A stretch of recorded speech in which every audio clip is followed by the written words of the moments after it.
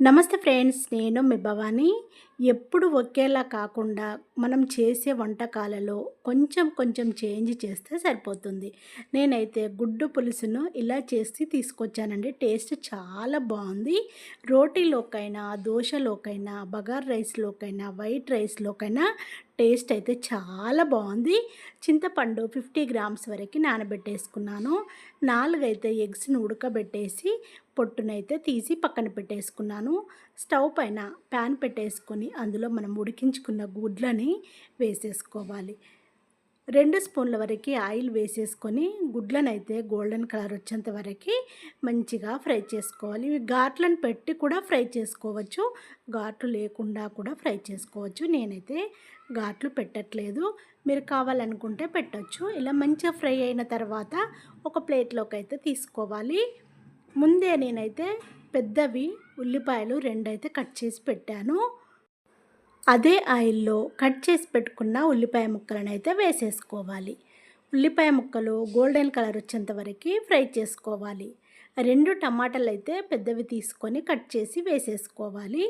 టమాటాలు, ఉల్లిపాయ ముక్కలు ఆయిల్లో మంచిగా ఫ్రై అవ్వాలి.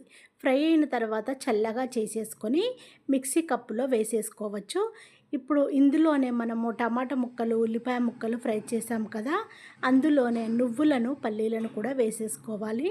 నేను చిన్న వీడియో క్లిప్ మిస్ అయిపోయింది, తర్వాత నేను చేశాను. మళ్ళీ మంచిగా పేస్ట్లా రెడీ చేసుకొని పక్కన పెట్టేసుకోవాలి. మనం ముందుగానే చింతపండు నానబెట్టేసుకున్నాం కదా, ఆ నానబెట్టుకున్న చింతపండునే పులుసు తీసి పక్కన పెట్టేసుకోవాలి. పులుసుని మంచిగా చిక్కగా రెడీ చేసి పక్కన పెట్టేసుకోవాలి. స్టవ్ పైన ప్యాన్ పెట్టేసుకోవాలి. మనం ఇప్పుడు ఎగ్స్ని అయితే ఫ్రై చేసాం కదా, అదే ప్యాన్ పెట్టేసుకొని అందులో 2 పావుల వరకు ఆయిల్ వేసేసుకోవాలి. 1 స్పూన్ వరకు జీలకర్రని వేసేసుకోవాలి. పేస్ట్ చేసి పెట్టుకున్నాం కదా, అదే పేస్ట్ని వేసేసుకోవాలి. జీలకర్ర మంచిగా ఫ్రై అయిన తర్వాత మనము మిక్సీ పట్టి పెట్టుకున్న పేస్ట్ని అంతా వేసేసుకొని ఆయిల్లో మంచిగా ఫ్రై చేసుకోవాలి. ఫ్రై చేసుకున్న తర్వాత మనము ఫ్రెష్గా రెడీ చేసి పెట్టుకున్న అల్లం వెల్లిగడ్డ పేస్ట్ని వేసేసుకోవాలి. 1 స్పూన్ వరకు అల్లం వెల్లిగడ్డ పేస్ట్ని వేసేసుకొని మొత్తం మిక్స్ అయ్యేలా కలుపుకోవాలి. 1/2 స్పూన్ వరకు పసుపు, 2 స్పూన్ వరకు ధనియా పౌడర్ని అయితే వేసేసుకోవాలి. 1/2 స్పూన్ వరకు గరం మసాలాని వేసుకోవాలి. టేస్ట్కి తగినంతగా కారాన్ని వేసుకోవాలి. 1 స్పూన్ వరకు అయితే నేను కారం పొడిని వేసాను. 1 స్పూన్ వరకు సాల్ట్ని వేసేసుకోవాలి. మొత్తం మిక్స్ అయ్యేలా కలుపుకోవాలి. ఉప్పు, కారం, గరం మసాలా మొత్తం మంచిగా ఫ్రై అయిపోవాలి. మంచిగా ఫ్రై అవ్వాలి.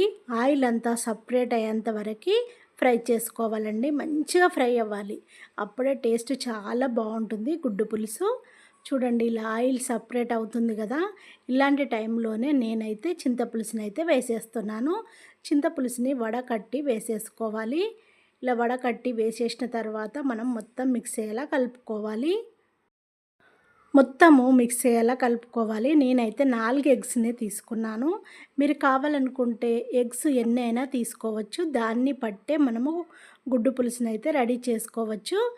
ఎగ్స్ని మనం ఆయిల్లో ఫ్రై చేసి పెట్టుకున్నాం కదా, ఎగ్స్ని అయితే వేసేసుకోవాలి.